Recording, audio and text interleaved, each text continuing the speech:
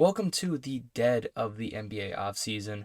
Almost every team has filled out their roster. All the big free agents are gone. The draft has already happened, and there are no potential trades that are being rumored currently. With that being said, it is time to grade the off seasons of every NBA team. Now, every NBA team situation was a little bit different. Some of the teams needed to get off of salary caps. Some of them are still in rebuild and made small moves. Some of them were more draft heavy. So the grades are very individual, with every situation being a little different.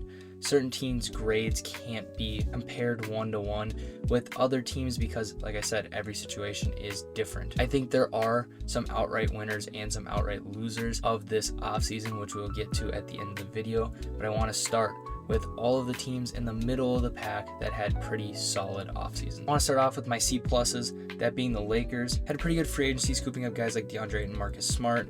However, gave up some guys like Shake Milton, Dorian Finney-Smith to do it. I think they had a good draft as well. This is a team that is slightly better. I don't think they did enough to become a contender, though. I think the same can be said for the Miami Heat. They also get a C plus from me. Norman Powell is a massive pickup. I think this team's going to be better, but I don't think this is a front runner in the East. Didn't necessarily give up anything in this offseason to get Norman Powell, which is a big win in that trade alone. However, I think in the bigger offseason, didn't really get that much done. My Minnesota Timberwolves get a C plus from me. Most of our business was just re-signing players. However, losing Nickeil Alexander-Walker was a big loss. I will probably make my own video about just the Timberwolves alone, and so I'll get into it more there, but Nah was a guy I really want to hang on to, and I really like the draft, but overall, I think we just get a C+. Utah gets a C+ from me, and I really think it's just because of the draft. The Ace Bailey situation ended up not being that big of a deal, and they got an absolute stud there, and gave up some older guys like John Collins and Jordan Clarkson, Colin Sexton as well, continuing that rebuild, however, just resetting their timeline. The one thing that is weird is that if you're going to get rid of those guys, why Lauri Markkanen isn't on that list. And so just a meh offseason for me. Moving on, I have the Brooklyn Nets at a C. Michael Porter Jr. and Cameron Johnson was just a trade of all time, at least when it comes for the Brooklyn Nets. Also lose D'Angelo Russell, and then you add Terrence Mann and get rid of Trenton Wofford. I think the draft is what really revives them. Even though a lot of people didn't like their draft, you have that many draft picks, at some point, one of these 5 first rounders is going to be a hit and going to be more than likely a long-term starter or even a franchise guy for you. So it does seem weird, but it also could work out for them. Memphis also gets a C from me. Giving up Desmond Bane, they got a ton of picks back. I think they had a good draft and got Ty Jerome. Pretty solid pickup for them. I think they'll be okay next year, but I just don't really see what they're trying to do this offseason. The Milwaukee Bucks get a C- from me. I don't like outright waiving Damian Lillard. I think that wasn't the best way to handle that. However, you added Miles Turner, but I think the talent out is more than the talent in. The fit might be better. I'm more than happy to be wrong. I just don't think this is a team that got better this offseason, but I don't think they necessarily got worse either, so I'm going to give them C-. In Toronto, C-, didn't really do anything. Still a weird team. A lot of money tied up in RJ Barrett, Emmanuel Quickley, and Scotty Barnes, and it's just, I don't really know what Toronto is. Now, before I get into my bottom feeders, I'm going to finish up with the Bs. I think getting rid of Bruce Brown, CJ McCollum, and Kelly Olynyk and replacing them with Sadiq Bey, Jordan Poole, Kevon Looney, and then a really good draft gives the New Orleans Pelicans a B. I like Jeremiah Fears. I like Derek Queen. I think if they can put it all together, this is a team that is a solid 6 seed maybe. I don't see them being that good of a team, but I think it's a team that's going to be really fun and really competitive all year long, so they get a B from me. OKC didn't do much, but you're the reigning champions who re-signed a lot of their players long term. You locked up your big 3. That gets a B from me. I don't think they really needed to do anything. They're going to be the front runner going into next year and the next couple years, and so didn't do anything to get significantly better, but did a ton to secure their future. That gets a B for me. Portland gets a B. I like the draft pick of Yang Hansen. I really do. That's a very good replacement for DeAndre Ayton. Anthony Simons turns into Drew Holiday, and then adding back Damian Lillard. It's going to be a weird team, but I think just on paper, these moves do show a better team, so they're getting a B from me. The Spurs, I really wanted to give a better grade than a B, but this just could have been a bigger offseason for them. You look at the guys they brought in from free agency, and there's no big names.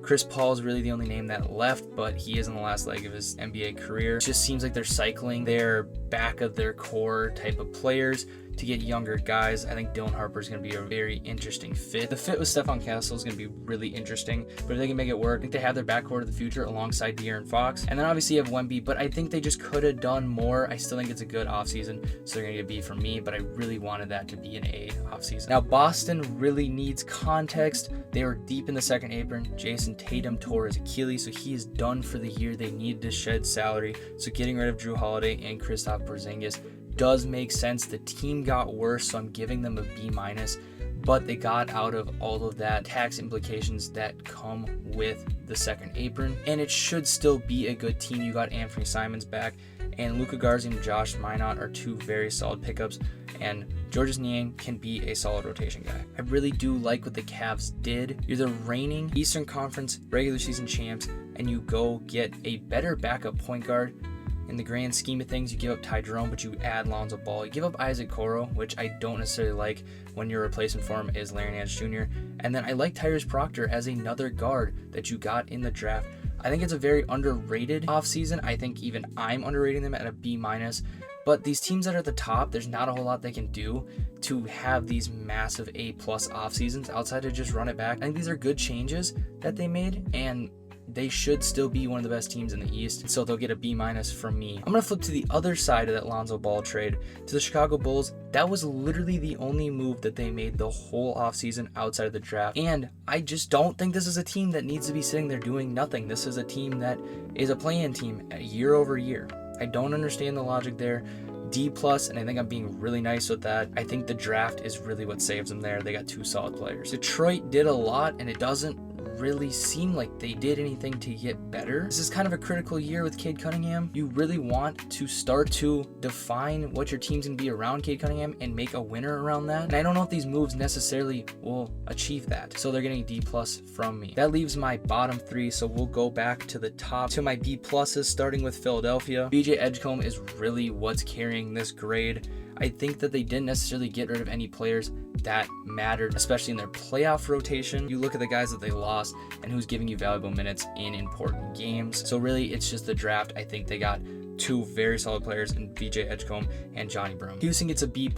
Obviously, you add Kevin Durant. You're already a number 2 seed. This team's going to get so much better next year. Now, OKC is very good, so I don't know if they'll be a 1 seed, but they're going to be a surefire 2 or 3 seed once again, and much more competitive in the playoffs, which is all that matters. When you look at how they filled out that roster, the only thing I don't like is giving up Cam Whitmore. I think they could have gotten more value from him. And everything else just seems to make sense with team building, so that gives them a B+. The Dallas Mavericks swap Spencer Dinwiddie and D'Angelo Russell. Then obviously you draft Cooper Flag, the number 1 pick. You basically get a B for not screwing that up. I could see why you want to move on from Spencer Dinwiddie. And picking up D'Angelo Russell is still solid, so I'm giving them a B+. Charlotte had one of the best drafts in my opinion. I really like what they did there. I think picking up Colin Sexton was a very solid pickup. They also got a ton from Mark Williams, so I think they just had a good offseason. I don't know if it makes them that much better, but this is definitely one of those teams that won the offseason. In my opinion, they get a B+. Atlanta's another team that I think wins the offseason. Gave them a B+. I'm honestly regretting that. Looking at this again, I probably should have given them an A-. You pick up Nickeil Alexander-Walker and Luke Kennard, two very solid wings, and you add Kristaps Porzingis for pretty cheap. Clint Capella is really going to be the only guy from their departures that you're going to miss, and I think Asa Newell is a very good player to add. So I gave him a B+ originally when I made the graphics, but I think they're even teetering onto that A-. Speaking of A-, the Phoenix Suns get an A- from me, even though you give up Kevin Durant. All the moves that they made, I think this is still a team that is in a good spot. You get off the Bradley Beal contract. You get a lot of value from Kevin Durant when it's all said and done. Jalen Green's a very solid young player to pair up with Devin Booker. And I like their 2 draft picks. I think Rasheer Fleming was a guy that I wish the Timberwolves wouldn't have given up that pick. He's going to be an absolute steal from the second round. I think overall this is an A- offseason. I think they did very, very well for themselves. The New York Knicks didn't lose a single player in the offseason and added Jordan Clarkson. That's an automatic A- for me. They quite literally got better and lost no one. The Los Angeles Clippers, I think, are also one of the winners, but this is a team I think is going to translate to the regular season. The only thing is that they're very, very old. They're the oldest team in the NBA. So any injuries are probably going to be very detrimental for this team. But you look at this on paper, this team got better, no doubt about it. That's an A-. That leaves us with our top 3 teams who I think are the biggest winners, and my bottom 3 teams who I think are the biggest losers. Starting with the biggest losers, at number 3, I have the Indiana Pacers. You lose Miles Turner for nothing and replace him with Jay Huff. Tyrese Haliburton is injured. This is not going to be a team that's going to be anywhere near as good as last year. Okay draft, in my opinion, but I don't think they did anything to keep this team afloat while Tyrese Haliburton is injured. I really would have liked if they would have been more aggressive with getting Miles Turner, especially considering everything else that they did. So a D+ for me. At number 2, I have the Sacramento Kings. Giving up Jonas Valanciunas for Dario Saric made no sense. Already put him at about a C-. Jake LaRavia is an underrated pickup to just lose for nothing. And they got back Dennis Schroeder and Drew Eubanks. I don't see how this team is supposed to be even competitive. That's a D+. Draft was all right. Probably saved them from a D, D-. And for the biggest loser, I have the Golden State Warriors as my only team with an F grade. They lose Kevon Looney, a longtime Warrior, in free agency to the Pelicans. And this is a team that, with Steph Curry and Jimmy Butler getting up there in age, what are you doing to help create this team to continue to be a competitive playoff team, to be a contender? This screams nothing that is contender. And with those two guys, it now makes no sense to go make the Jimmy Butler trade if you're not going to try and support those two in getting them a contender in the back end of their career. This offseason's made no sense for the Warriors. It's been an absolute disaster class for Golden State, and I think the F is quite frankly being nice. Now for my 3 winners. At number 3, I have the Washington Wizards. I have been in love with what they've done this offseason ever since the Cam Whitmore trade. He is one of the more underrated players in the NBA, and I will stand by that. I think CJ McCollum is a good add. You're getting rid of Sadiq Bey, you're getting rid of Jordan Poole, you're getting rid of guys whose timelines and playstyles don't really match with what you're trying to do. Bring in Trey Johnson, Walter Clayton Jr. I don't think they did anything wrong this offseason. I don't know if this is a playoff team. I don't even know if this is a play-in team, but this is a surefire offseason winner. I'm hoping this is the year that the Wizards finally put it together. At number 2, I have the Orlando Magic. Obviously, they gave up a ton of picks to get Desmond Bane, but when you look at the players in, players out for next year, Orlando's probably going to be a top 3 seed. Very good draft from them. I like what they've done. It is very win now. They have about a 2-year window now before these picks start to hurt them.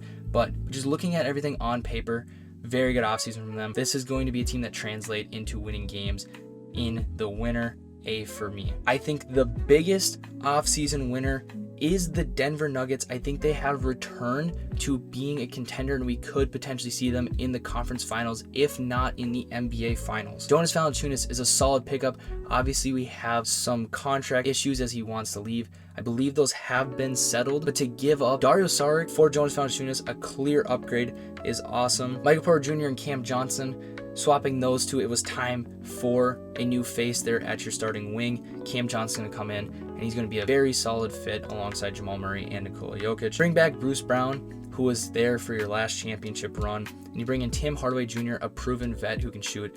This is a team that I think they're back. This is going to be one of the better teams in the West. And like I said, I think it's a failure if you're not in the conference finals next year. So there you have it, all 30 NBA teams and their off seasons ranked. Let me know what you agree with, what you disagree with, how you would have graded these teams differently. If I missed something that your favorite team did when it comes to like re-signings or something like that. Really the only team I'm 100% in tune with when it comes to that is the Wolves. So I may have missed something that would change my grades. Feel free to let me know down below. Other than that, thanks for watching. I'm out. Peace.